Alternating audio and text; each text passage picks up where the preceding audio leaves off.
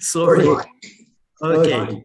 So, welcome everyone to the Center for European, Russian and Eurasian Studies workshop.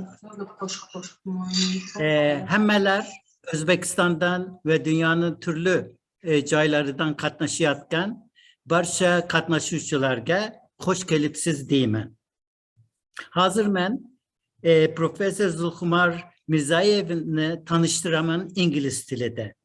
I am very pleased to introduce Professor Zulkhumor Mirzaeva, who is teaching at the Toshkent Alisher Navoi Uzbek Language and Literature University.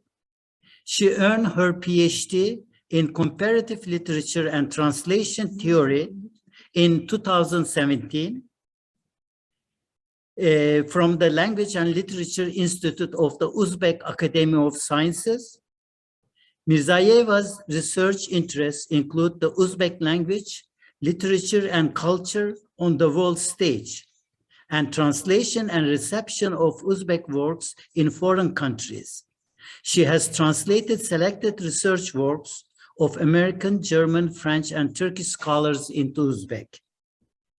Zulkhumor Mirzaeva is currently working on the study of Uzbek literary politics and history in America and Europe, and on translation of Uzbek short stories into English with American scholar Anna Oldfield. Her activities in literary and cultural exchange play an important role in the developing international cultural and literary relations between Uzbekistan and foreign countries. Nowadays, Zulkhumor Mirzaeva is a finalist of FEP, Faculty Enrichment Program, enlarging her teaching and research activity in the United States in Arkansas State University. Now I welcome Zulkhumor Mirzaeva to present her paper on Uzbek literary politics in the context of American scholars, analysis, interpretation, and discourse. Floor is yours. Thank you very much. I think I have to mute, right? My voice is strong. Yes. Yes, you have to mute your computer. Well, thank you very much, Professor with the echo, for introducing me. Yes. Mute. I did. Oh. Yes. Maybe I have to. There is no connection. Yes. We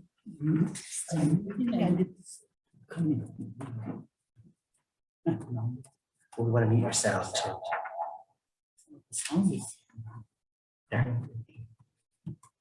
Her microphone's picking up the sound from your computer. Should I turn off my computer? But there is nothing. There is nothing here. Okay. Thank you, Professor Timur Bey, for introducing me. And before my speech, I really want to thank you, Professor Brown, for his invitation and for their support, encouragement for my visiting. And thank you for everybody who is here in person and who is observing by Zoom. Well, studying Uzbek literary politics is entirely new, not for only Uzbek literary criticism, but for Central Asian criticism, because it was impossible in the colonial period for Uzbek scholars to come to America freely and to research resources. And secondly, they didn't know language well. They couldn't read the primary sources. And the last question, where the American scholars studied Uzbek literature, literary politics, that was also a question, and whether there was sufficient materials to research. So, and after 1990, I had the chance to come to America and look through the resources. And when I came first time to America in 2010, and I discovered that a number of American scholars, it's okay, everything? Yes. Okay, scholars researched Uzbek literary politics. and they work on Uzbek literature.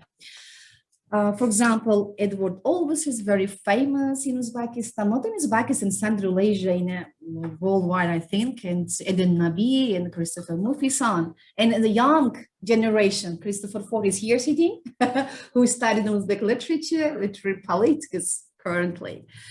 So, well, but most of Uzbek American scholars, okay, should it change? Yeah. Okay. Thank you.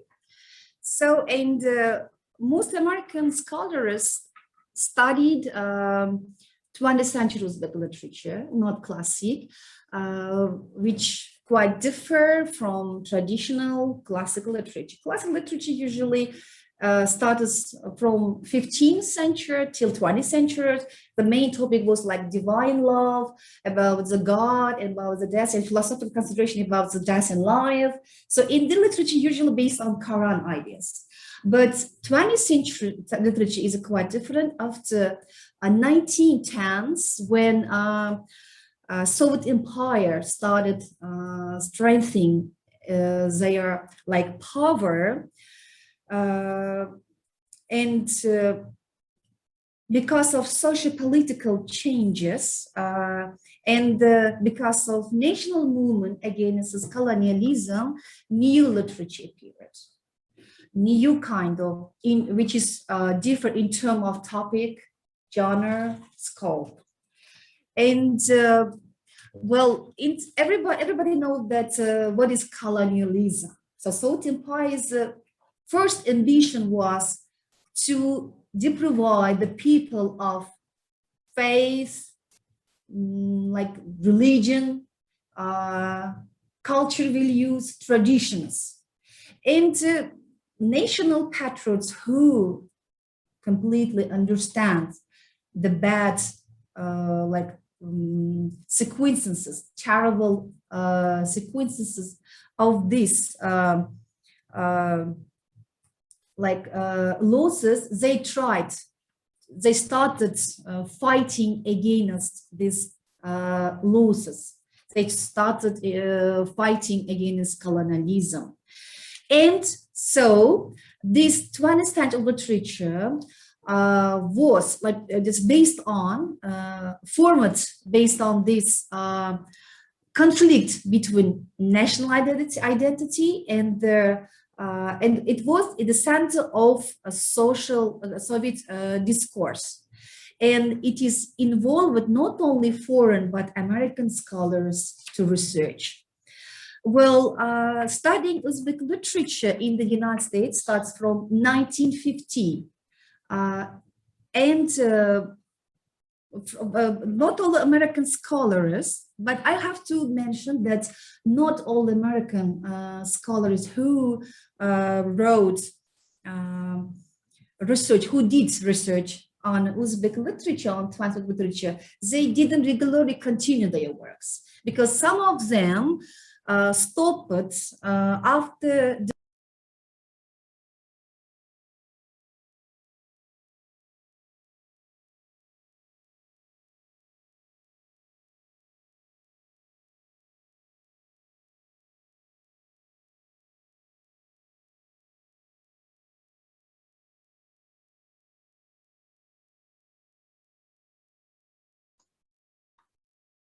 Dr. Mirzaeva, you are muted.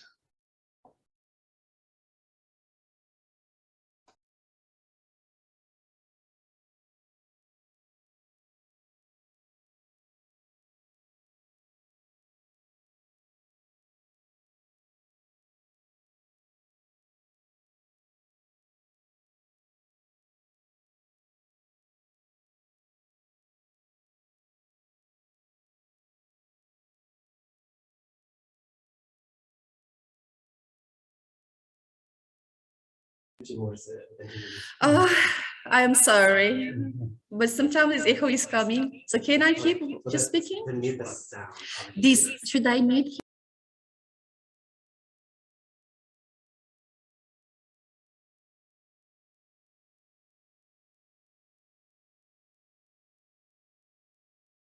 I just turn on the It's microphone? better, but just mute the This sound is of both. and then you're- PowerPoint is here.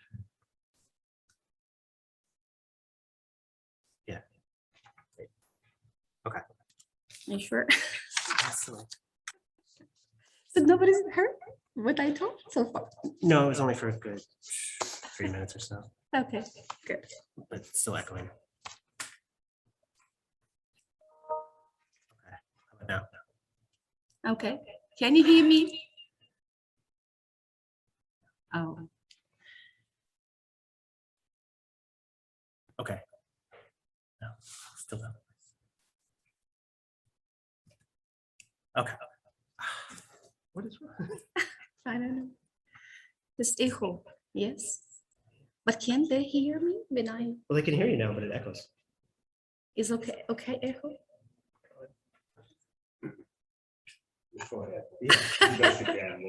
Okay, okay, but it's the answer is echo, echo. Okay, I can keep going.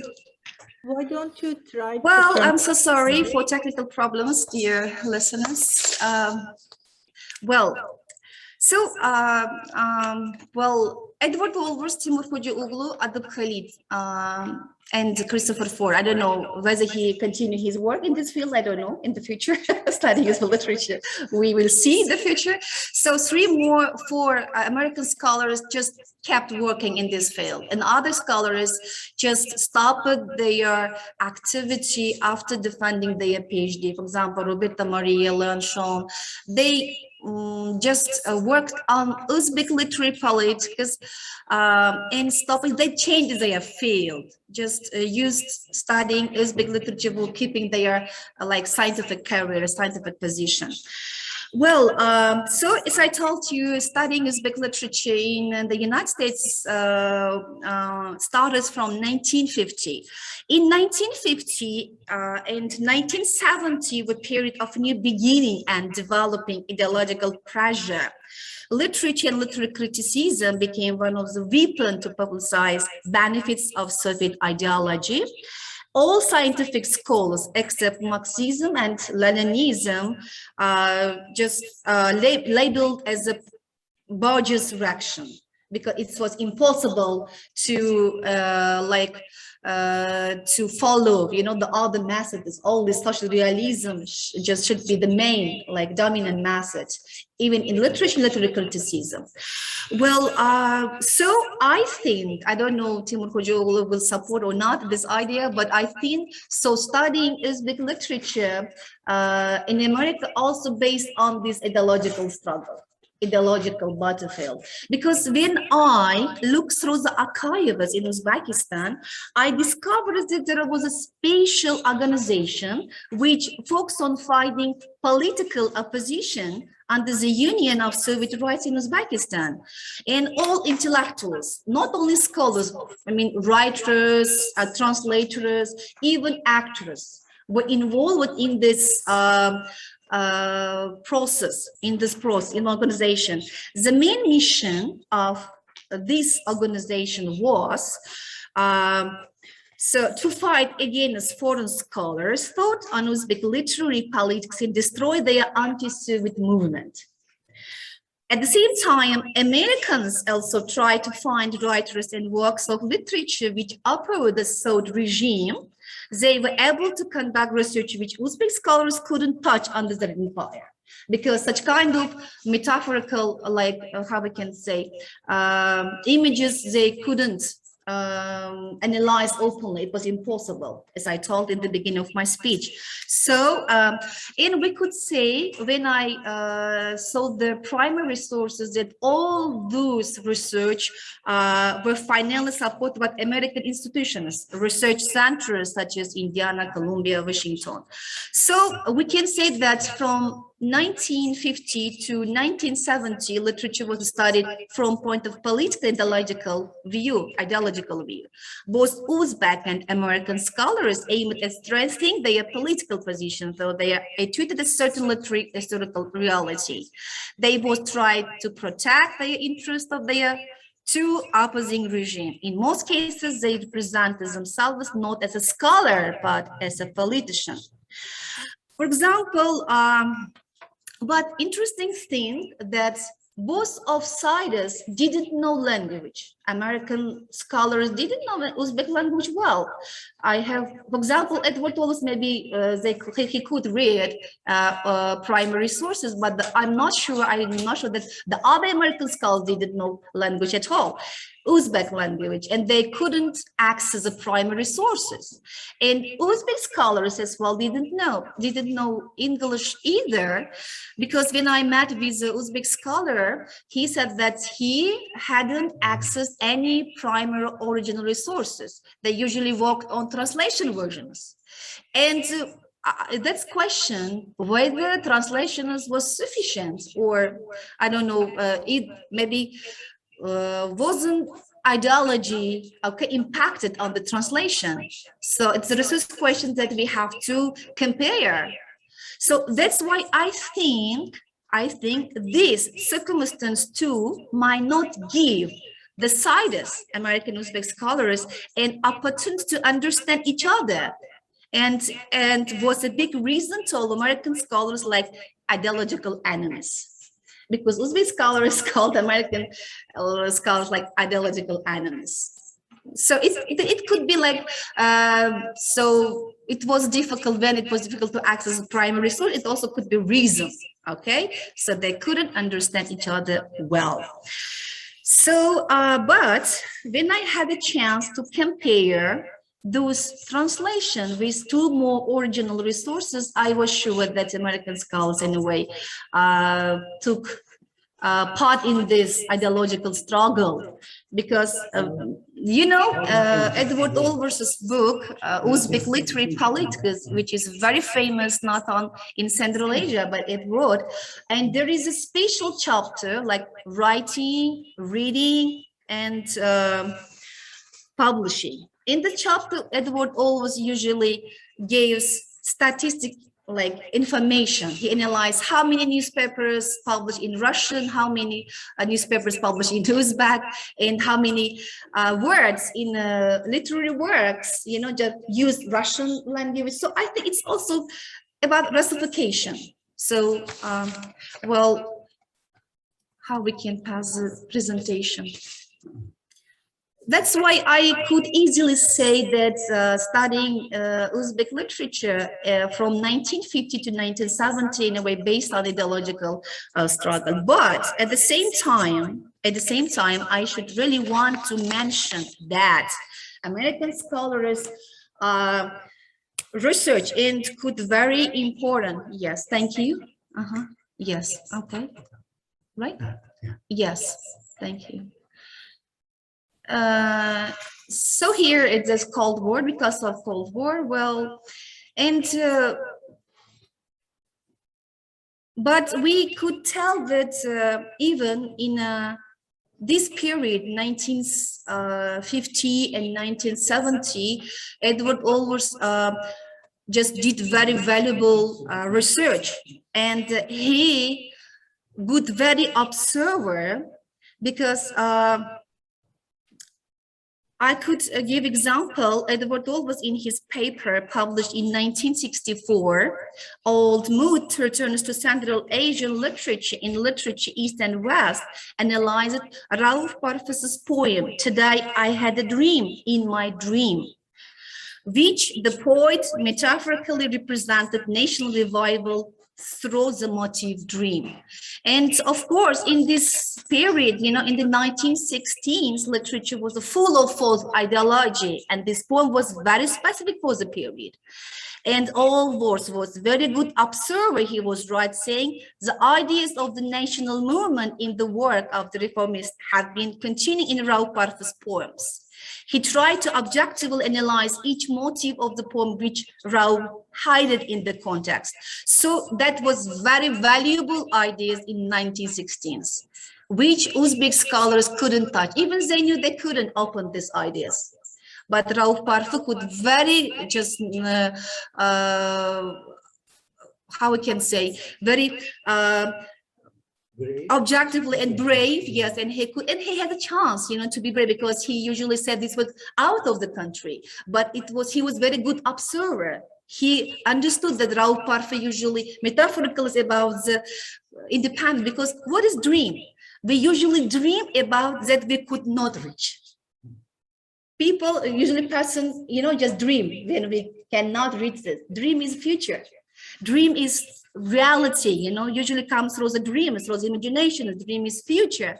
The poet dreams the Bukhara, and he sees his own heart in his dream. For example, I can say, today I had a dream. In my dream, I seemed to stroll in Bukhara. Tall minarets above my heart, banners my feet, a rose garden. It parted me room my sense. I seemed to see my heart. Today I had a dream. In my dream, I seemed to stroll in Bukhara. In Soviet literature, it's impossible to speak about history, about Bukhara, about the person's dream, because they want the communism is a dream. It's a good dream. It is a good life for them. It is not just, just another world. It shouldn't be another world. So always very bravely and very completely understood what Rauf Parfi wanted to say. Well, and because as I told you, it was impossible to say about historical issues, historical horror, their individual feeling in their dreams, because Communist Party was valley of happiness and no one should complain about socialistic life. So that's very remarkable. And after 1990, all the interpretations concerning the Rauf Parfi based on Edward Aller's idea, we could say openly, and it's very appreciable. In next thing, I really want to speak about Navoi. So you see, Allward published another article, a Soviet interpretation of two liners by an Asian poet. It was 1957. It's also like ideological pressure was so much in the Soviet Union, and even Alisher Navoi's work, misinterpreted. They mistranslated into different languages, like usually they interpret as a socialistic ideology. But so sometimes I was really wondering how it's classic. It's one of the best of classic literature. But Edward Allward in 1957, he could very understand. He understood what's the real, meaning of the Navoi's lines, which is very famous, like Adami ersayde magil Adami, anikin kub khalgamidin gami. If so are human, don't call human him who was no sorrow over mankind sorrow. Ulkishi ulmiktin shadirul yulkin ingasil jallad irul.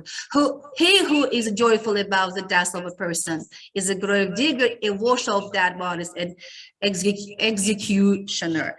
So well, poetic and philosophical ideas such as life, death, happiness, and sin are the main theme of Navoi works, including in these liners. But these liners have been translated into Russian in an ideological way and have been misinterpreted.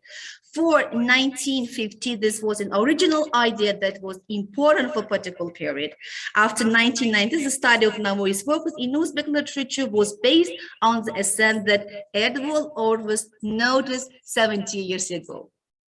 So that's also very appreciable that Allward did for Uzbek literature, that he contributed to Uzbek literature. So if we conclude this part, so despite of the fact that studying Uzbek literature in America based on some ideological, how we can say, battlefield body of a very remarkable idea that was very important for Uzbek literature in that period, in social period, Soviet Union. So a second period is 1980s, 1990. So, well, when the ideological pressure was decreased because of perestroika, and the approach of American scholars was also improved, and scientific criteria have begun to deepen. So new generation came and studied Uzbek literature from the point of biography, textual, we can show. So yeah, biographical and textual, structural, comparative methods, and feministic criticism, which quite different, quite new for Uzbek literary criticism, and syncretic approach have been developed. For example, I can here show biography of Robert Tamari. It's a young generation who wrote on Uzbek literature, on Abdullah Qadri's Chulpan, and textual Edward Allward. He did very good textual research concerning Uzbek Budi and Fitrat, even as based on original texts. In structural comparative method, Christopher Murphy, he is very good research. First in Uzbek literature, he studied Utkan Kullari in a structural method. In feministic criticism, gender studies, even Len Shawn did Anna Chulpan, Pechova Kunduz, and syncretic approach. And very interesting thing that American scholars usually studied research at Uzbek literature based on world literary theory, which we haven't applied for Uzbek literature, like Clayman, Probe, Empson, Coley, Clark, and translationists started. So at the same time, scholar research, at the same time they translated the Uzbek novelists. For example, Edward will translate so many Vtrats, Munazara debate, and he translated Indian Revolutionary and so many, Qiyamat, if you remember. And Christopher Ford, he translated Night and Day by Chulpan. Yeah. So okay, you translated the Night and Day, right? Okay. So in the new generation started to translate Uzbek literature, I mean, at the same time. It's new generation, but all generations they only just researched. Well, and new generation also could directly access primary sources. For example, they know language well. Okay, comparing with the old generations, they could easily access the materials and they could easily read the primary sources. It also helps them to be more objective in analyzing literature, Uzbek literary politics, I mean. So, well, and the main research question is we focus on discovering metaphorical ideas of the writings, and content of American scholars slightly moved from political studies to comparative, syncretic, and succeed in great achievements. Well, and one very important thing I would like to show that Edward, again, I would like to back Edward Olive because it's a very remarkable work. So Big Buddhist, everybody knows about him. He wrote first play, Patricide, Big Buddha, yeah, like Padarkush. And this Padarkush was published 7 times by different kind of scholars. In colonial period, Abdurrahman Sadi and Homol Yokubu. And then you see, yeah, I put chronological here, Edward Olva, Sherali Turdi, Mirzaeva, Bigal Khosim, Timur Kujoglu, he is here. He translated from original into Turkish, always from original into English. So the important task was to research, to do text analysis of these publications, all these versions. And when I compare all 7 publications based on Arabic script, there completely one was Edward Olvers's. He really, because all other publications, some places miss it, okay, some places misinterpreted, and also we could say that it's a very good job for that he did a good job, because his was. I also wrote about this my book, and I even shown very respectable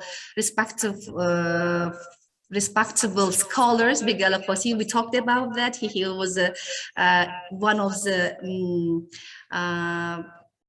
author of this interpretation. I mean, he also interpreted, but he was very wondered that Edward always could correctly read all the, versions, and there was any misinterpreting and like missing places. So that is also very appreciable that we could, everybody would know.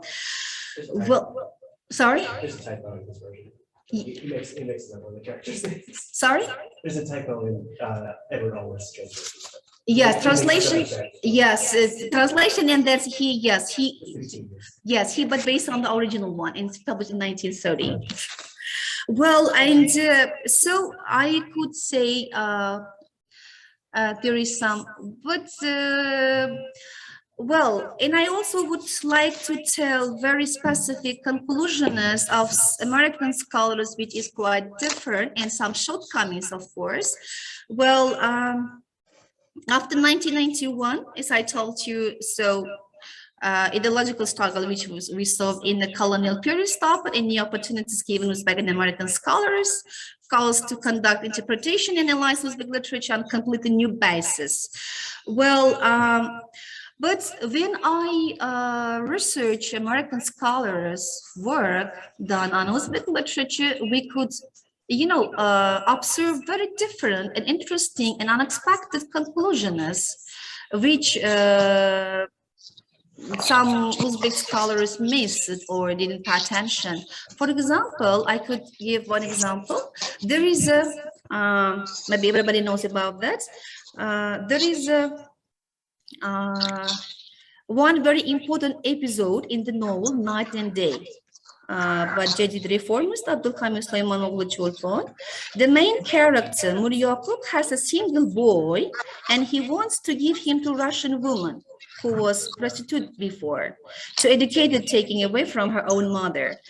In most research say that Cholpon really wants Muryakub's son to be educated by Russian woman because he has to know language, he has to know European culture and European knowledge. But American scholar Robita Maria puts a question.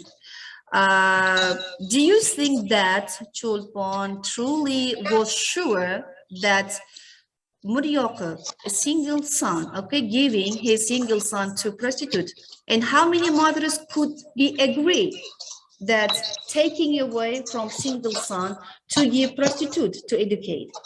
There is another Cholpon's conception, so be careful. If Uzbek woman is not educated, they could lose even their children. Children is the future of Turkestan. So but I think he is quite right, because if the kids, for example, from 4-7 years old, he starts to learn Russian language, he usually serves for Russian nation, because he thinks usually produced, in Russian. So whoever starts learning Russian language, he completely serves for Russian nation, not for Uzbek. No, so that's a question that is, we have to see. I also, and another thing, there is articles that Cholpon usually, even in Keçeva Kunduz and Night and Day, he also tells us that nation children should get primer language in national schools. It means like they have to learn first Uzbek language, its own language, then Russian. So this conclusion is that Dan Maria Roba is very similar to Cholpon's real conception. So I think it is very interesting question that we have to see. And I think so, Keçeva Kunduz and Night and Day still undiscovered by the scholars. I think there is still, some very very important thing we have to discover, because we still have some confusing, So that kind of very unexpected conclusion is really important, I think, for not only for American literary criticism, but Uzbek literary criticism, because it motivates us to look through, reanalyze all the topics. So, but of course, not all scholars, an American scholar research is completely ideal, because there are some places that we have to debate. For example, as most American scholars sometimes couldn't understand the national character and writer's aesthetic ideal when they, because they usually don't analyze in the national cultural context. For example, maybe Christopher, you can remember in Timur Kocaoğlu, Days by Gun by Abdullah Qadri, yes, So there is Otabik, the main character, and if you remember, he got married twice. Yes, the second wife. The first is Kumush, that he fell in love with, and second Zainab. So American scholar, he was forced by the parents to get married second time, and this leads all character to the tragedy. First wife was poisoned by the first one. Second one gets mad. The main hero left his parents and died in the war against the Russian Empire. So Ahmet Agher and some American scholars blame Atabek on being socially inactive, because they think, okay, so according to American scholars say that, okay, he had to stay against the parents' wish. So the main reason of this tragedy is Atabek. But So it makes it tragedy. tragedy, yes, but there is another side. It is not, in Uzbek culture, obedience to parents not to go again is considered one of the most beautiful examples of national identity. That's now. It is now, yes, now, exactly. So it seems very natural to the national reader. So Atabek is the aesthetic ideal of the author. And we accept it's very nature. For example, if my son, for example, if he stays against my wish, sometimes it makes me hurt. It's natural. It's like cultural identity. It's like culture. It's Uzbek culture. So in some cases, of course, we try to understand. But so anyway, if we look through or by Abdullah Qadir's aesthetic ideal, okay, he is quite true, and he has to be like this.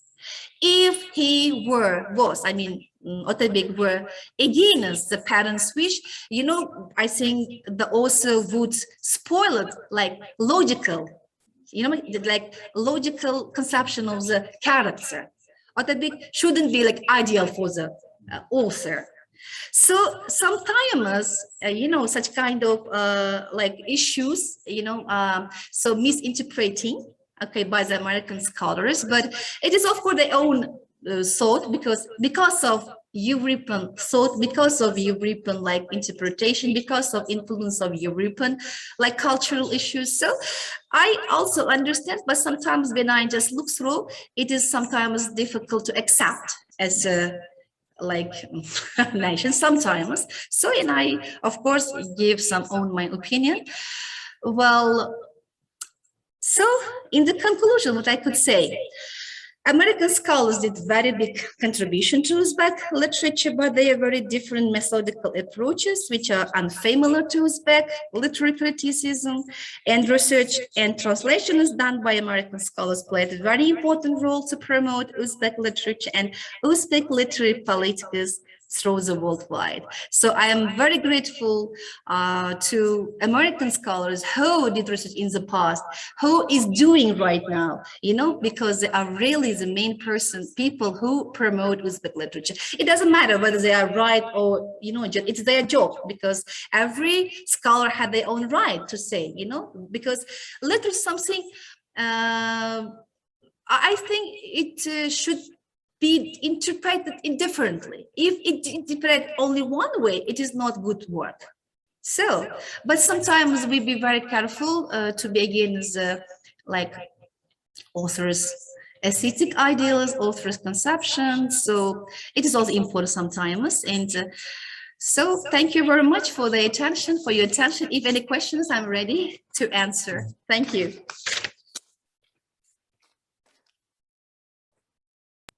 Okay, thank you very much for your excellent talk. And probably there are many questions. You can write your questions on the chat so we can follow.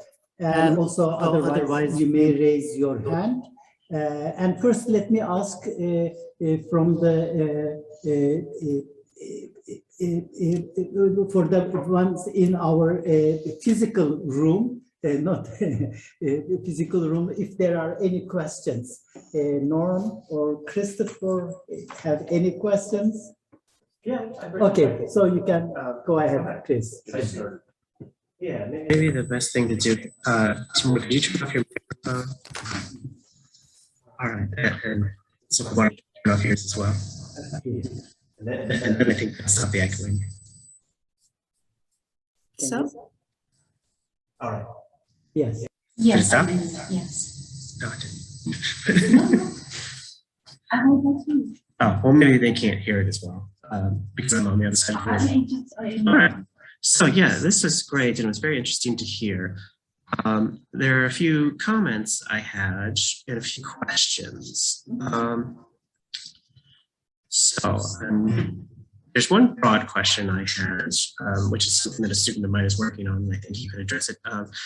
Did Uzbek literature have access, during the Soviet period, the late Soviet period, did Uzbek literature and Uzbek writers have access to a different set of texts of world literature, such that they had a different picture of the world literary canon than did the Russians? Or was their picture of the world literary canon being given to them by the Russians who were translating things into Russian, and then it was going there to the Uzbek state? Okay, you mean like writers or scholars? Writers, scholars, anyone within the intellectual atmosphere of Okay. Uzbekistan. Yes, so there are, thank you for question. There are of course some scholars who. Oh, do you want me to give more? Sorry? Do you want? I can give my list of Okay, questions. okay. But I have to write down and not to forget. Now, the next part, I think this is kind of more of a comment, but I think we do need to historicize the Soviet period. It's not just you get to 1928 and then that's the beginning of the first 5-year plan, and then there's very invasive and what is it, all penetrative Soviet ideology. There are kind of it waxes and wanes, right? Once you get to 1932, so socialist realism is declared and all the previous rules are wiped off the board. Now we can have fellow travelers come back into the fold. And then you get to, again, 1937, another switch. Now we're arresting all the fellow travelers, executing them. Then you get to World War II, another switch, it becomes more lenient again. Then 1943 is when the purges kind of ramp up again. 1946, you have a apex moment. And I could go on like this, waxing and waning throughout the Soviet period. So I don't think it's right to just say that from 1948 to 1985, when perestroika begins, that this entire period is one wholly where the Soviet Union is on attack the entire time. Right. Okay, and similar to that, I think we should historicize the notion of Russification. This was, of course, not a term that the Russians were using. They even had their own Ukrainizatsiya. They were, at least to the 1920s, and residually later, even though they had gotten rid of it, they are trying to encourage people to speak and write in their national languages. Now, if you did that, only that, you weren't going to advance past national republic level. You could never get a job outside of the republic if you didn't know Russian. And you probably couldn't get a job in like the major ministries of economics or engineering or anything like that if you didn't know Russian. But we should kind of qualify what Russification is, not just what Soviets intended and what they intended at different times as well. Okay, and then here's a question about Rauf Parfi. So you talked about this national revival in the 1960s through a poem in which he writes about kind of dreaming of an authentic, of a nationally authentic Bukhara. Yes, right. Which he said that they couldn't talk about it. It got published. No, yes, published, but there are a number of books over there, but they usually metaphorically say about national identity, because the censorship was very strictly control everything, and Uzbek scholars could understand what did Rauf Parfi mean, but they could interpret it. Even they think about that. For example, it's confusing method. Uzbek just censorship didn't understand maybe because they usually put so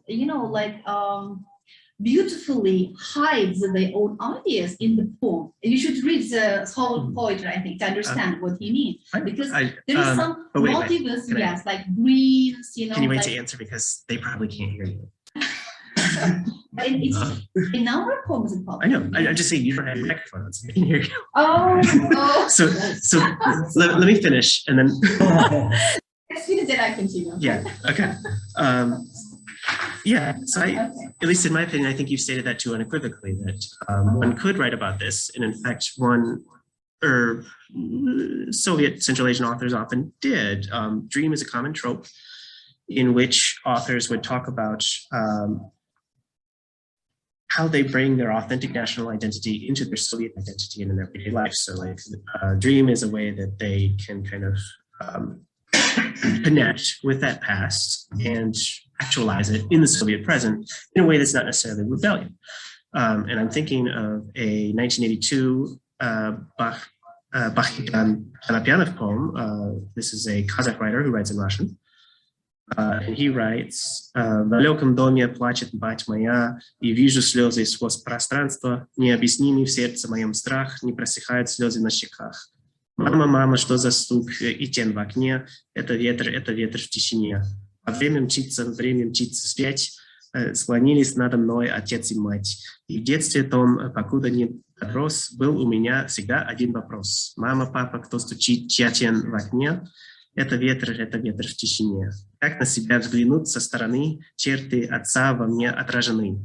За гробом шел, не понимал в тот миг, что я отца ушедшего двойник.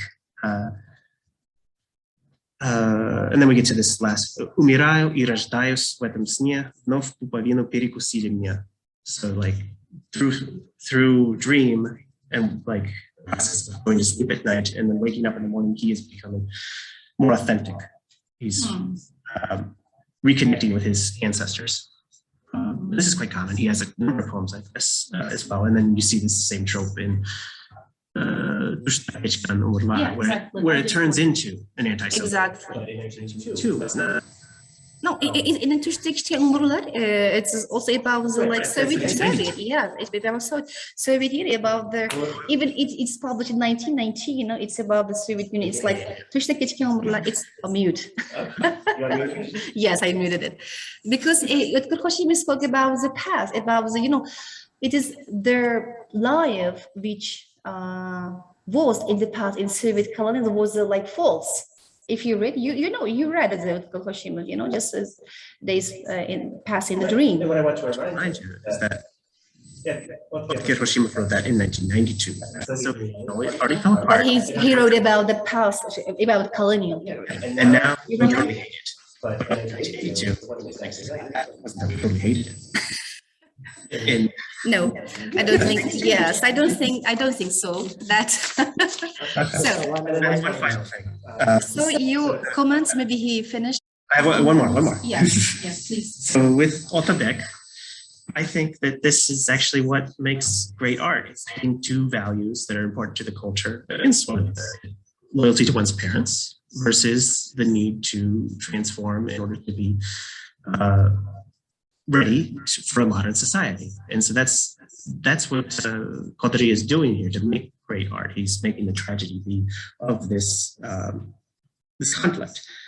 And I also want to remind that, in the 1920s, Jadids and then their students became increasingly radical and more willing to swear off the culture of their forefathers and denounce their teachers, maybe even their fathers. So Uzbeks did this, isn't that part of the culture?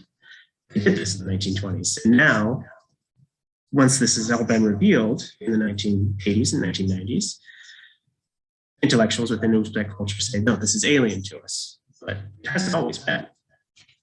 So I think Kodri is part of this movement. He's part of a different time in which they're willing to see Uzbek culture differently, which happens throughout history. And in fact, I haven't seen it in contemporary Uzbekistan, but there is a movement in 2000s in Azerbaijan in which they are openly declaring that we are throwing off the literature of our forefathers, throwing it over the board.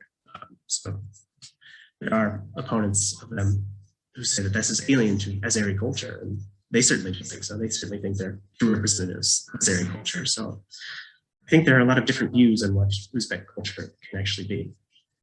And now I will shut up. Sure, should I answer? Well, thank you, Christopher Ford, for your comments and your questions. So I would like to start with access Russian text, right? As Uzbek scholars and Uzbek writers. So in the Soviet period, all Uzbek scholars and writers knew Russian very well, and they have a chance to access Russian texts. Even now, for example, we could say even old generation and the person who saw it, period, they all could easily access the Russian, texts, and they could use, and they could compare. Our today research all based on the Russian. Even for example, Bakhtin, and so like Veselovsky, they now in the young generation who are coming, they started to access the original after 1990s, but now they usually started, to access the origin English resources. But the other scholars in all generations, they knew in Russian well. And it is a continue of your next question. You saw that's the Russification. Yes, the Uzbek nation, I allow it to speak Uzbek, but, only Uzbek language is spoken only in the villages, on the countryside. If the person who didn't know Russian well, they are not allowed to promote, in a high position. And all research, everything, very important things like books, even dissertations, have been written in Russian. Because when I just wanted to see look through the dissertations, even Uzbek literature.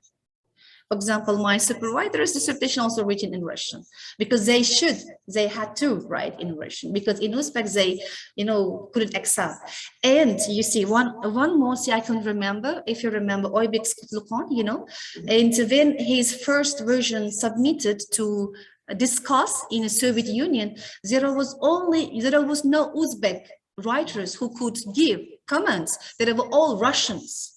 The interesting thing, the Uzbek novel is being discussed, but there is no any Uzbek representative there, only 4 or 5. So you can also, how it also works. No, I absolutely agree with you. This is what the situation was. Yeah, Russification is not term, but called Russification. No, it's not term. I don't mean it's term, but it's like process. It is a process, Russification. Russification is, the process, and they usually just the goal wasn't to turn everyone Russian. Yes, but in a way they are right. The Russification is got there. So in about Raoul Parfer's dream, I think you have to read this poem, and I could once again to remind that it's about national identity. So motives, the dream, was interpreted in different way. For example, Kurhoshim is also know, and a number of just poems and works, even in characters, usually dream their future in by their dream, because it's impossible to see openly, about that. And Raoul Parfer was one of, and Raoul Parfer was very open, even not after like 17, 18, 19. He always want to unite of the nation, unite of the Turkestan.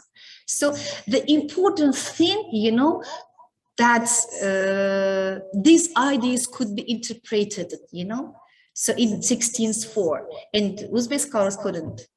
This. Well, I think we do need to distinguish as well between. I have a critique of the Soviet Union, and I want to burn it to the ground. Yeah, right. Those are very exactly. Yeah, exactly. Because right. You're right. Because every writer has its own way how to interpret. The motives. It is not always to dream to want the future about the future of freedom. Future, but it's also depend on the writers. Writers like style. Yes, you're right, because you read some poem by Russian, so. Kazakh. Sorry. So of course, Russian. Motive. The motive of a dream could be differently interpreted. Yes, but in this poem, he really was like Bukhari. Because in the last poem, he says, "I saw my heart in my dream. Heart is freedom. From my point of view, a heart is freedom. I saw my heart in my dream." It's not authenticity. I was like, yes. I saw it's very big. It's like climax, yes, because he saw himself. It's freedom. It's identity. He's understanding himself. It's identity. Yes. Exactly. 67. Yes. Okay. Maybe we'll open the floor for questions, but just I have one remark. That what do you think about that?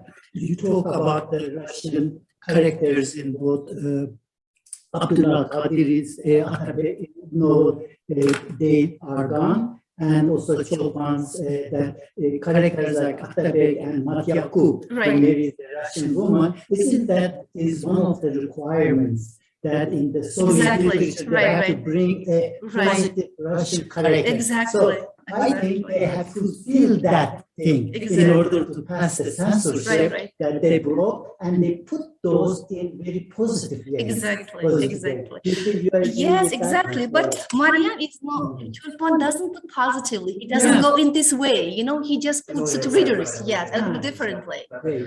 Yes, But apart- somehow that Matyakub learned many things from her, right? Yes, In a way, she's a teacher. Yes. So that can pass the censorship.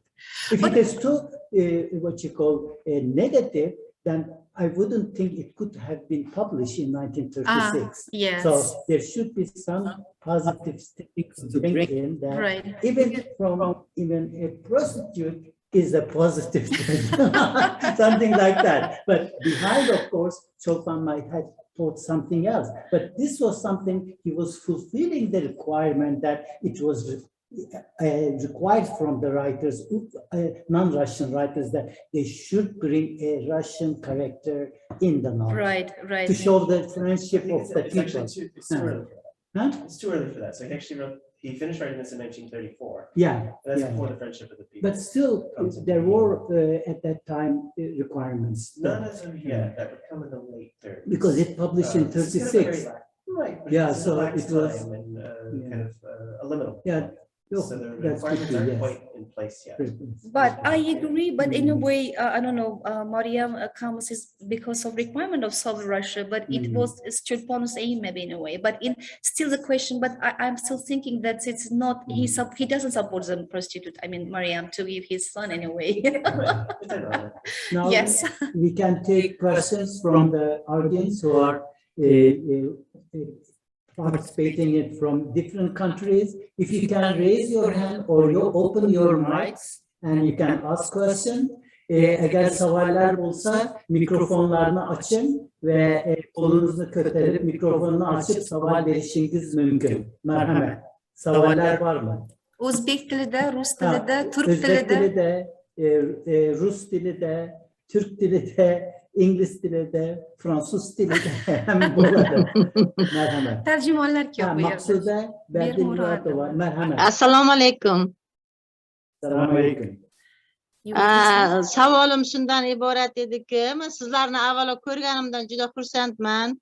Savolim shundan iborat ediki, mana hozir jadid Turkistondagi jadidchilik harakati, jadid adabiyoti haqida gapirdilaringiz. Bizda qadim jadidchilik yaxshi o'rganilgan, lekin qadimchilik o'rganilmagan. Lekin sizlar amerikalik olimlar qadimchilikni o'rgangansizlar. Iltimos shu haqida biroz ma'lumot bersalaringiz. Turkistondagi qadimchilik. Amerika'da var mı? Kadınçılar, Kıbrıslar, işler. Kadımçılar haqida, you know about the ancients? Kadımçılar? Yeah, I can answer that. Okay. Jadid. Because I Yeah. So, So, answer in English. yes, maybe we'll think that yes. So you can speak in English or Uzbek? Agar adashmasam, morf English. I could try. o'rgangan bo'lsalar. Uzbek. Xo'p, u hozirgi qanaqa olimlar qadimchilik termindan foydalanishmaydi. Chunki albatta ular o'zlarini qadimchilar deb atalamadi.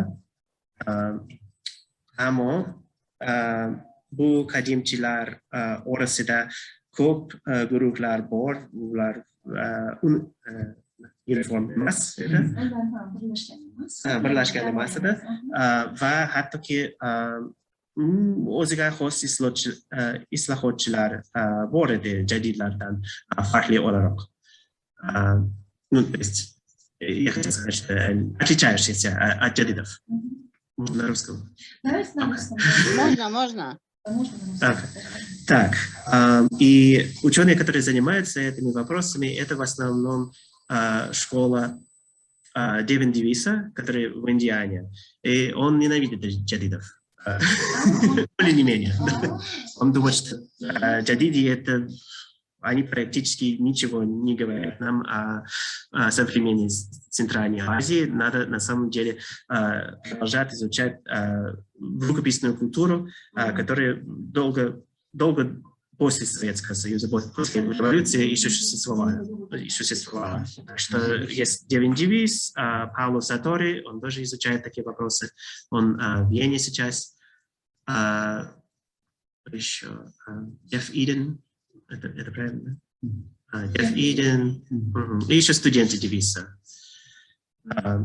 Они в основном занимаются этими вопросами. И они любят отличать себя от jadidovедов. Tushunarli. Savolga javob tushunarlimi? Men shaxsan qadamchilar haqida hech e'tibor qilmaganman, chunki asosiy ishim jadid adabiyotda, endi ko'proq reformistlar haqida yozganman va ularning ishlari Amerikada qaysi olimlar bajargan. Mana o'zingiz ko'ribsiz, qadamchilarda juda kam. Mana o'sha Devin Davis bu Indiana universitetida va mana Christopher Ford ko'rgan ekan, Satori. Juda ko'p ish qilinmagan, lekin bu ham bir masala ekan. Balkim bu e'tiborga olib qo'yish mumkindir. Timur Xo'jayev ertaga qadamchilardan nimadir qilish mumkindir. Ya'ni agar bu juda muhim bo'lsa.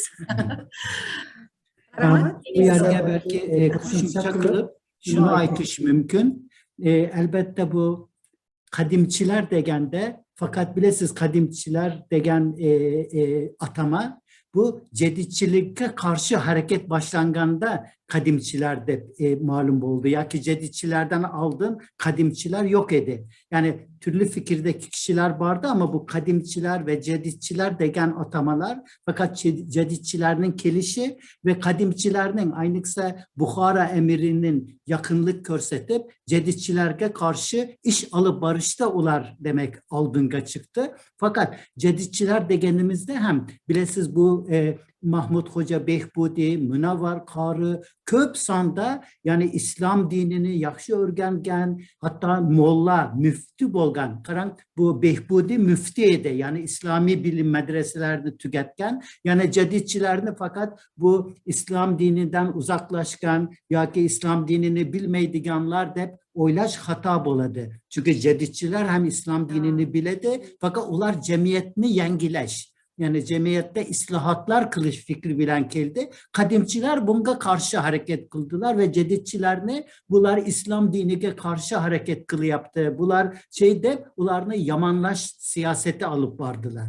Şu sebepten ama elbette kadimçiler içinde hem bazı islahatlar kılgan ve bu İslam dini de reform, aynısı Tatar cedidçileri, bu Kayyum Nasiri, başkalar, bunlar hem kadimçi fakat onlar İslam dininde islahat. Mesela bizde Bukhara'da hem bu şey var, Ahmet Daniş. Ahmet Daniş hem İslami bilimlerde demek ki yetişken biri ve o da cemiyetteki bazı yengileş fikirleri bolgan ama cedidçi emezdi Ahmet Daniş ama cedidçilerge yol yoruklar körsetti. Yani aslında bu kadimçiler degenimiz bu cemiyette yengiliş buluşunu istemeyen kişiler.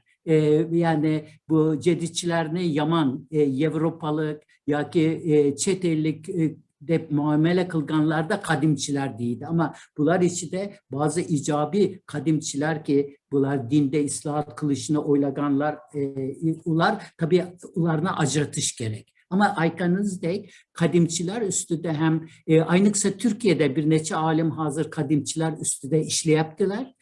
Bu hakta Özbekistan'da da başlayan şu kadimçiler hakkında biraz kılışka. Elbette cedidçiler ve kadimçilerini bu cereyanda birge işlep muhakeme kılış bu savalcıda hem orunlu bir savaldı. Katta rahmet. Başka savaller var mı? Are there any other questions? Merhamet. Ya mikrofonunu açıp gapiriş mümkün. Saval bere giden kişiler. Ya ki chatte yazışınız mümkün. Merhamet. or any comments kimdadir qanaqadir Ha, fikrlar ya, bunu mulohazalar aytish bo'lsa kerak. ham mumkin. Ha, hazır qarang, bu Amerikada Christopher Ford yazdı, Devin Davis, Paula Sartori, Cevdet'in bular kadimiciler üstünde hem ança toptalgan ve cedidçilerden nispeten az yine tankidi hem göz karaş bildirgenler. Azıcık bu Paula Sartori aynısa cedidçilerde hem tankidi fikirler bilen yandaşlar. Doğru. Tushunarli. Yana qanday savollar va fikrlarni berishingiz ham mumkin. Munosabat, fikr, kommentariyalar. Ha, Casur, ben Casur degan kişinin kolunu koyun. Merhamet, mikrofonunu açın Casur Can. Assalamu alaikum. Assalamu alaikum.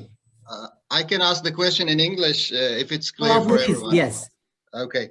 So hello everyone. I'm really happy. I know Zulkhumor in person, and I'm very much delighted to listen to this discussion. And I'm also interested in literature and thinking of doing it in the comparative literature. So the question is, why, the topic of the literary politics is not that much common and is not that much investigated in our country. And this is, there are a lot of people actually who are into this area, but this is not much common. And the question, so do you think what do you think, what is the reason for that? And do you know anyone who is who can actually guide the people in this topic? And the next question is, can we so if you observe the current Uzbek literature, especially the poetry, I read a lot, the current one, and do you think the modern Uzbek discourse can also lend itself to this kind of discussion in terms of the kind of literary politics? Thank you very much. Okay. Challenging question. Yes, very interesting, challenging questions. Jasurbek, thank you very much. So should I in English because audience in Uzbek? Because all audience in Uzbek. Jasur, I have to answer in Uzbek because our audience may be more southern in Uzbek. Don't you mind? Judayam xursandman, Zulkhumor. Rahmat. Chunki bizda hozir asosan auditoriya o'zbek tilida va bu yerda o'zbekchani biladi deyarli hozir. Hamma biladi o'zbekcha. Men o'yladimki kimlardir bilmasa kerak deb. Yaxshi, lekin juda ham yaxshi ingliz tilida ham berganingiz, ham o'zbek tilida. Xo'p, savol juda ham qiziqarli. Ya'ni bizda juda ham o'zbek adabiy siyosati, umuman siyosat degan termin juda ko'p adabiyotshnoslikda, o'zbek adabiyotshnosligida juda ko'p e'tiborga olinmaydi. Esingizda bo'lsa, biz siz bilan gaplashganimizda ham xuddi shu masalani muhokama qilgandik. Buning sabablari bizda bilasizmi, masalan adabiyotni juda ko'p ustozlarimiz adabiyotshnoslikda bir adabiy estetika hodisa sifatida, ya'ni adabiy estetik hodisa sifatida qarashadi. Adabiyot asosan o'sha ijodkorni estetik idealini, umuman hayotni eng go'zal jihatlarini ko'rsatib berish vazifasi mana shundan iborat bo'lish kerak degan qarashlar ham mavjud bo'lganligi uchun biz ko'proq bu mavzuga oldin o'sha juda katta bir ochiqlik bilan qaramaymiz. Lekin adabiyotni mana keyingi bir o'zbek adabiyotshnosligida shunaqa bir yana qarashlar bo'lyapti. Bu adabiyot ham estetik hodisa sifatida, ham ijtimoiy hodisa. Chunki adabiyotni o'rganish obyekti bu inson. Inson bu hayot. Shuning uchun hozir mana yangi davrlarda agar ko'rayotgan bo'lsangiz, sekin-astalik bilan o'sha adabiy siyosat masalasi kirib keldi O'zbekistonga. Men yaqinda eshitdim, hatto dissertatsiya mavzularini o'sha adabiy siyosat masalasini mavzu qilib berish ham ancha ilgarilab qolgan. Sekin-astalik bilan biz ham o'sha tafakkurimizda, o'sha globallashuv masalalari o'zbek adabiyotshnosligiga ham ta'sir qilib, endi adabiyotni o'sha adabiy siyosat nuqtai nazaridan. Chunki bu to'g'ri narsa, chunki adabiyot jamiyatga, siyosatga ma'lum ma'noda xizmat qilish kerak. Bu haligi mafkuraga xizmat qilishdan emas, ya'ni ochiq bo'lish nuqtai nazaridan.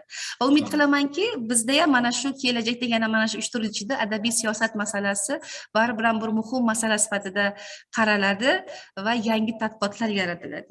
Ikkinchi savolingiz bu she'riyat edi, o'zbek she'riyati.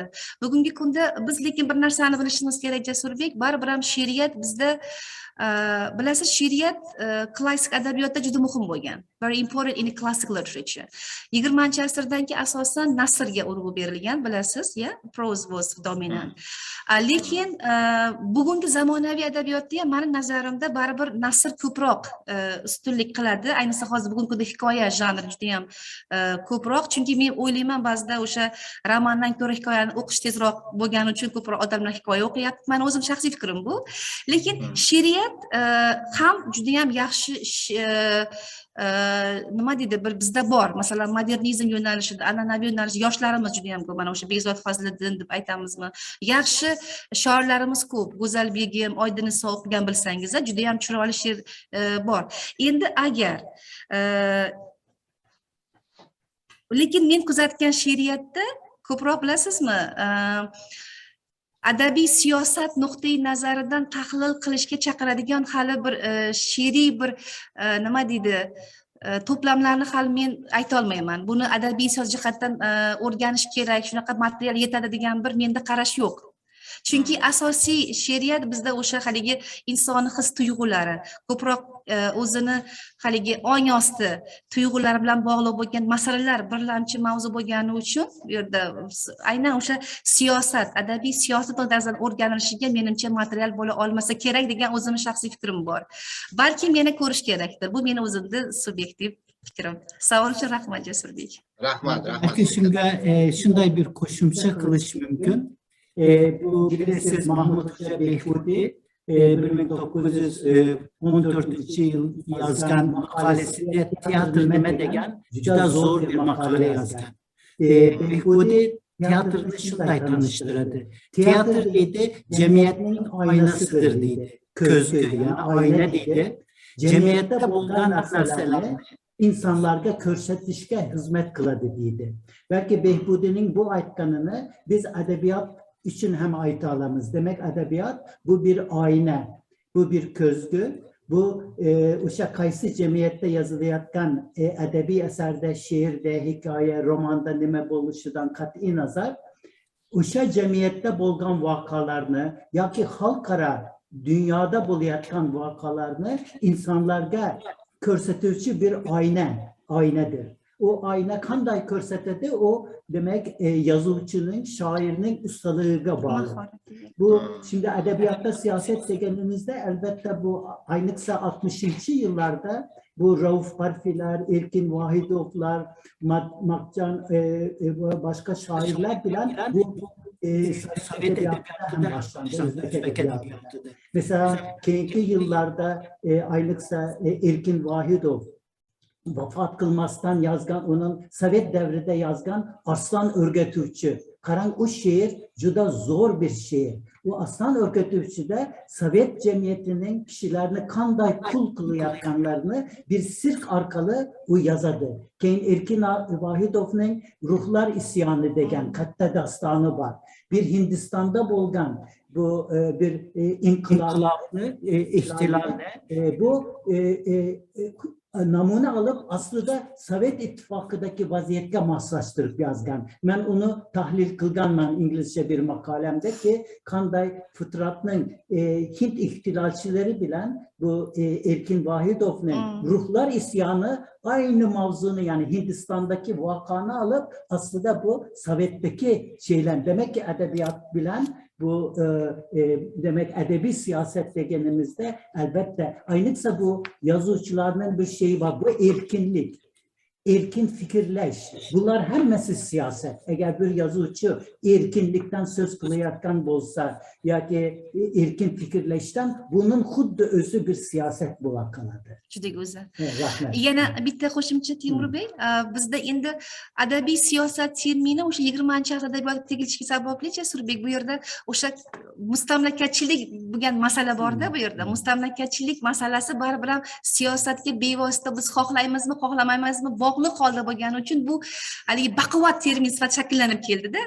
Endi zamonaviy adabiyotda ham mana ustoz to'g'ri aytyaptilar Temurbek, agar o'sha erkin fikrlarim demak bu qaysi ma'noda siyosat. Faqat uni talqin qilish kerak. Eng muhim adabiyotshunoslikda. Rahmat katta. Assalomu alaykum. Ustoz Biraz ovozini ko'tarib gapirsangiz. Assalomu alaykum. Ovozim eshitilyaptimi? Ha, mikrofonga yaqin gapirsangiz biraz baland ovozda. Xo'p, ustoz rahmat. Bugungi ma'ruza uchun rahmat. Savolim shundan iborat edi. Bugungi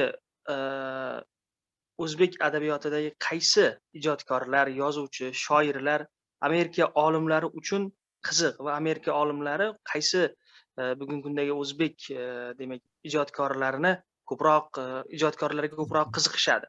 Shuni so'ramoqchi edim. Xo'p, men juda yaxshi savol bu ham, juda ham qiziq. Kristofer, siz ham buni javob berasiz. Hozir mendan keyin men o'zimning fikrim bor, keyin siz javob berasiz. Chunki Amerika fuqarosi sifatida. Tushundingizmi?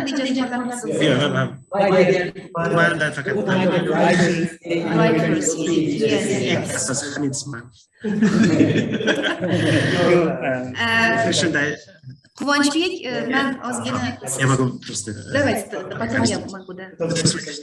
Это самое, очень мало сейчас переведено. Мы сейчас с коллегами работаем над антологией, и это, конечно, будет больше представлять узбекских и узбекскоязычных, еще русскоязычных поэтов из Узбекистана.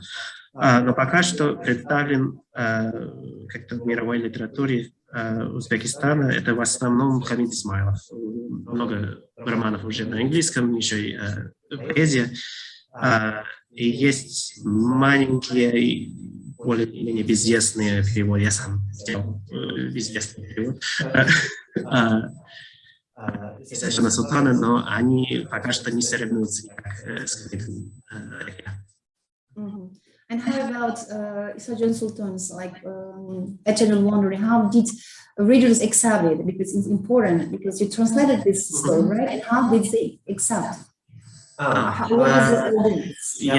And why did you translate this work? For what? Because there should be some aim that is interesting for readers, and why it is interesting? Because it's they have to know, they would like to know. Because it's сейчас на английском или на русском? Так, да, я перевел Исаджана Султана, когда подарок на английский. В основном, потому что он мне понравился, я думал, это другим понравится. Конечно, это литературный, как бы сказать, литературная сфера в англоязычных местах очень широкая. Очень трудно пробиться до известности. Так что я только знаю реакцию читателей на моих занятиях. И им понравилось, да. Они сказали, что это имеет как-то в нем это похоже на Чингиса Айтматова. Так что в этом смысле им понравился, это магический реализм им понравился. И также, что можно узнать многое про религию и современную практику и понятия этой религии в Узбекистане, в современном Узбекистане. Да. Окей. Можно? Да, я все. Окей, rahmat. Men bitta qo'shimcha qilsammi? Qozog'istondan so'ri bor. Men shunga qo'shimcha qilsam maylimi boyagi savolga Temurbek? Mayli, Quvonchbekning savoliga. Quvonchbek, biz bir narsani aytishimiz kerak, bu ochiq gapirilishi kerak. Mana O'zbekistonda ko'p joylarda aytamiz, o'zbek adabiyotini jahon taniydi, biladi degan gapni ko'p gapiradi. Lekin bu ochig'ini aytsam, mana o'zim kelib, ko'rib, darslar berib ko'ryapman, lekin o'zbek adabiyotini faqat mutaxassis biladi. Lekin Amerikaga butun kitobxonga olib kirish juda masala. Mana hozir men bu haqda ko'p yozyapman, o'zingiz ham ko'ryapsiz. O'zbek adabiyoti aslida zamonaviy adabiyot. Umuman o'sha agar biz Qahhordan boshlab tarjima qilgan asarlarimiz bor, olib kirsak hammasi qiziq. Chunki men Anna Olfit bilan proyekt boshlaganimda u ham o'zbek adabiyotiga hech kim qiziqmaydi. Nobody interested in Uzbek literature here deb gapda aytgan. Lekin men parchalar tarjima qilib yuborganimda Anna Olfitga, hozirgi proyektimizga, Ulug'bek Hamdamdan, Qahhordan, umuman o'zbek adabiyoti namunalaridan parcha qilib yuborganimda ular juda ham qiziqib qolgan. O'zbek adabiyoti shunday yaxshi narsa bor ekan, demak bu arziydi tarjima qilishga deb ular proyekt yozishdi bu haqda. Demak, agar biz o'zbek adabiyotini eng yaxshi asarlarini birinchi o'rinda tanlay bilishimiz, eng go'zal asarlarni, chunki har qanday tanlangan asar bu o'zbekning yuzi, adabiyotning yuzi. Lekin bizda shunday holatlar bo'lyaptiki, ijodkorlarning o'zini o'zi tanitish uchun tarjimalarni qilib sifatlimi, sifatsizmi internetga qo'yyapti, boshqaga qo'yyapti-da, bu tarjimani bitta o'zbek adabiyotini bir vakili sifatida o'zbek adabiyotini qaysidir ma'noda qimmatini ham tushirib yuboryapti. Shuning uchun buni bir jamoa bo'lib, ham ikki tomonlama, ham ingliz, ham o'zbeklarni jalb qilgan holda yaxshi loyihalarni qo'yib tarjima qila olsak, o'zbek adabiyotiga qiziqadiganlar juda ko'p. Men bunga ishonchim komil, chunki buni proyektlar orqali men bunga guvoh bo'lyapman. Mana hozir Arkandas dars berganimda ham 2-3 ta asarlarni o'qib, Faxriyorni, Ulug'bek Hamdamni, Raufxonnikini, yana ham o'sha adabiyot shunaqa yaxshimi O'zbekistonda degan tasavvur bo'lyapti. Tasavvur yo'q umuman. Bilishmaydi. Demak, bizning vazifamiz tarjimani juda to'g'ri qilish kerak. Nega Rumiy mashhur? Rumiyni hamma biladi. Chunki Rumiyni bir qancha tillarga tarjima qilishgan. Nega Chingiz Aytmatovni hamma bilishadi? Hamma biladi. Germaniya ham biladi, nemis ham biladi, antologiyaga kirgan. Chunki Chingiz Aytmatovni yaxshi tarjima qilgan asarlarini. Vaholanki bizda Chingiz Aytmatovdan past turmaydigan adabiyotimiz bor. Buni faqat tarjima, yaxshi tarjima qilib berish kerak. Badiiy asarning ruhini yaxshi qilib berish kerak. Ana o'shanda menimcha siz aytgan boyagi masala, ya'ni hamma o'zbek adabiyotiga qiziqa oladi. Mana aytyapti faqat Ismoil, chunki tarjima o'zi qiladi, biladi, baland turishini, lekin o'zbek adabiyotida shunday asarlar borki, tarjima qilsak hammasi qiziqadi bunga, o'qiydi. Belki shunga ham qo'shish mumkin.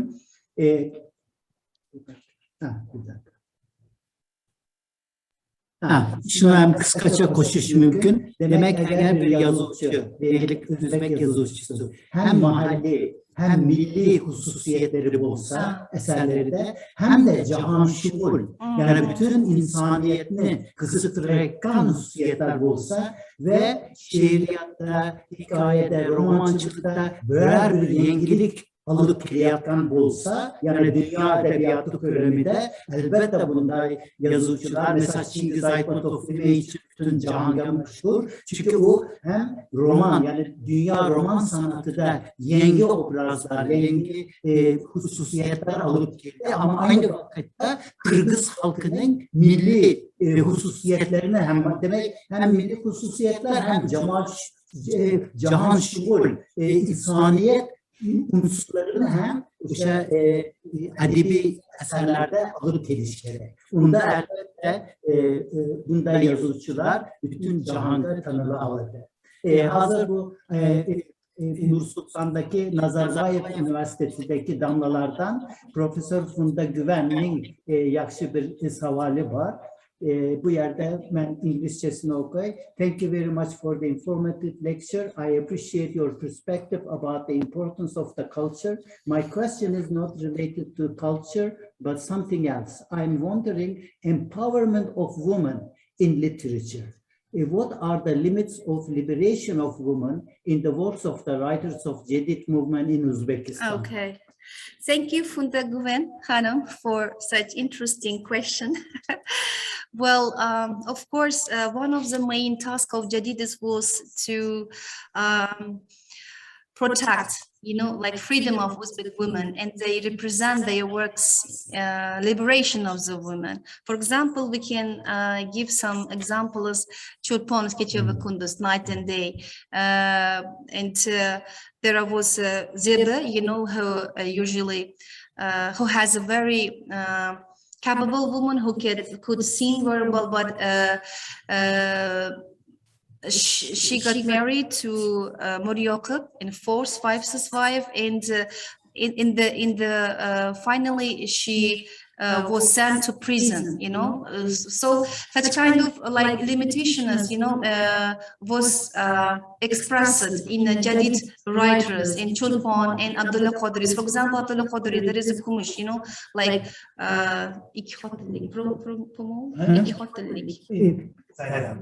no, in English.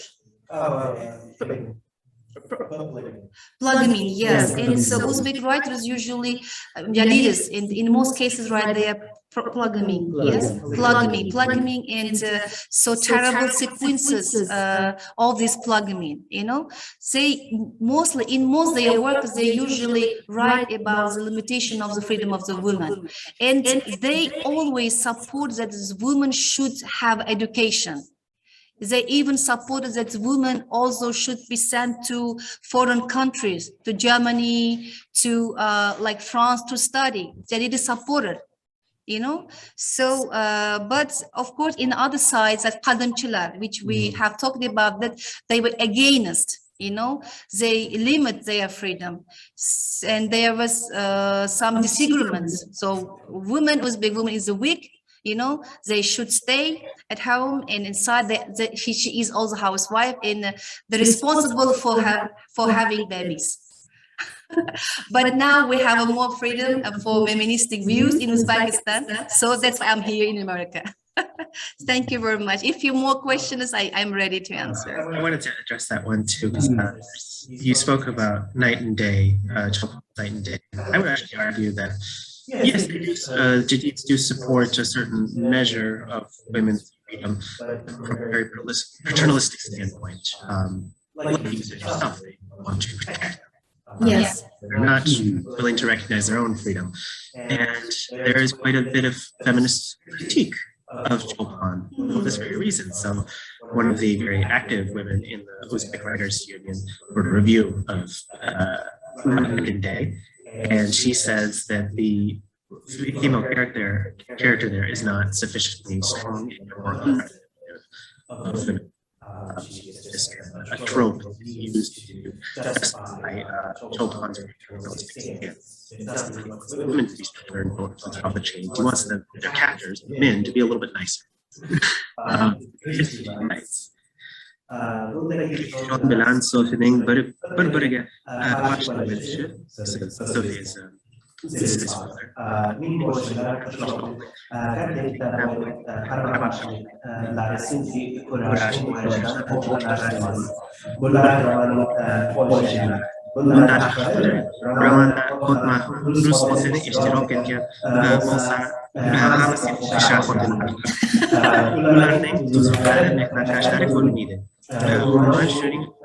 شوني خاطرين اجتهاد بالنقاش بالتجاهش سيفتون إذا خاطرين كورباينس وني كوستيجا رماني يجيب قسمي وكان كندوز يعني أكثر إنكلو بدن سونجي خاطرين هم رمان نجي استقبالي يخشى وشكله چونکی مهنت ما اکنه میبگن بر صحبت قضه زبه سریعت قرار گرزدنی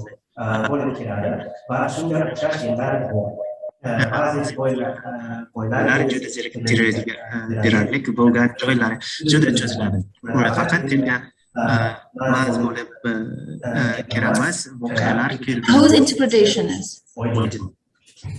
Okay, Oydin is usually wrote in maybe in a Soviet colonial period, because he is just it is his like improvising, only improvising, but we don't know what will Chulpan want to write in Kunduz. But is Kunduz also like, yes, is it from the name is Kunduz like right life, but we don't know, we're not sure whether Zainab is communist, will be communistic, like, you know, just communist women or not. It is, I'm not. The review of hers is rather ambiguous. It gives this impression that Yeah. Second part, but in a way that it's audience interpretation. And it written in what year? It's yeah, for example, Aydin also was like communist, one of the communist parties. Okay. So, she's a feminist. feminist, yes, but it's as well as communist as well. Okay. Okay. I think we can have one more question. Yana bir saval alışımız mümkün. Bu demek encümenle yapamaz. Eğer bir saval varsa merhamet Mahsuda Hanım, merhaba. Assalomu alaykum Temur Xo'ja o'g'li. Agar esingizda bo'lsa 1989-yilda siz Toshkentga keluvdingiz va bizni auditoriyamizga kirib 10 minut ma'ruza qiluvdingiz. O'shanda biz Toshkent davlat universiteti talabasi edik. Siz juda navqiron yosh edingiz. Sizni yana ko'rganimdan xursandman.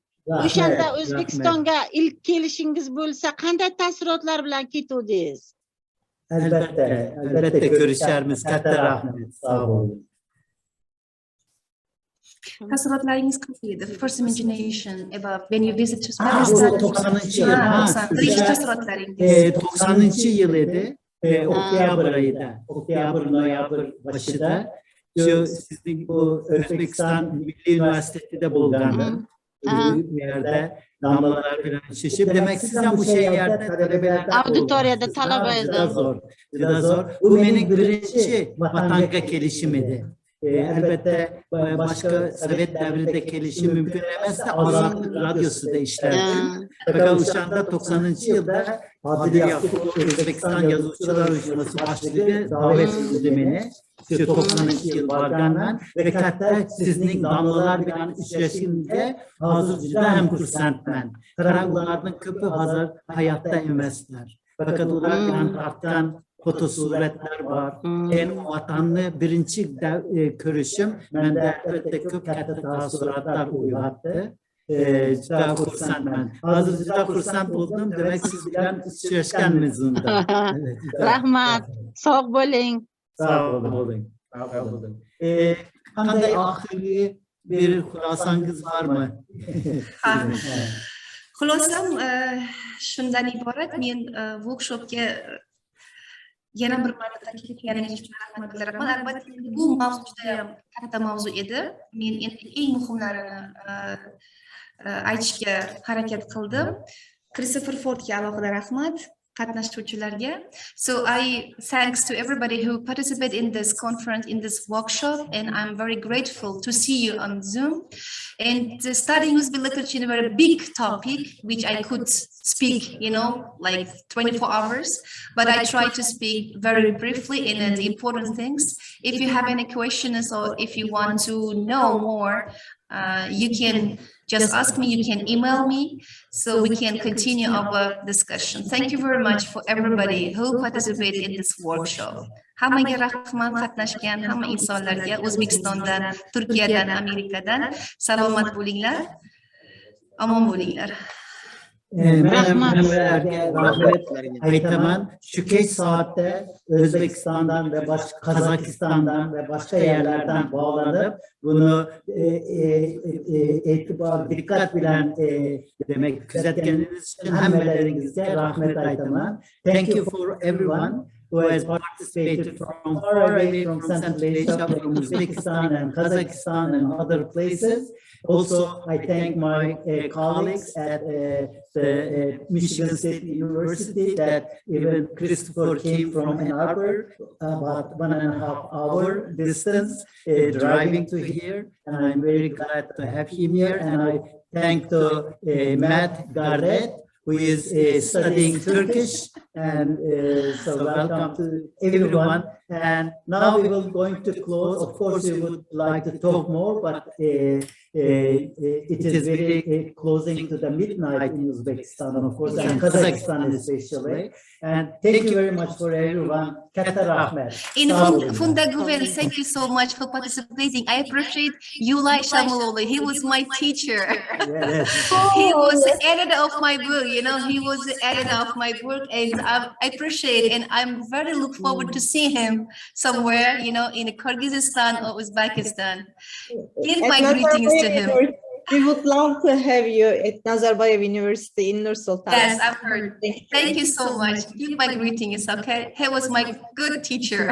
Oh, by the way, we are going to put the video of this meeting on YouTube. So you will be able to see the YouTube video of this one. And bu encümenlik videosu YouTube'da koyuladı. Kendi YouTube'dan hem izleyişiniz mümkün. Katar Ahmet. Thank you very much.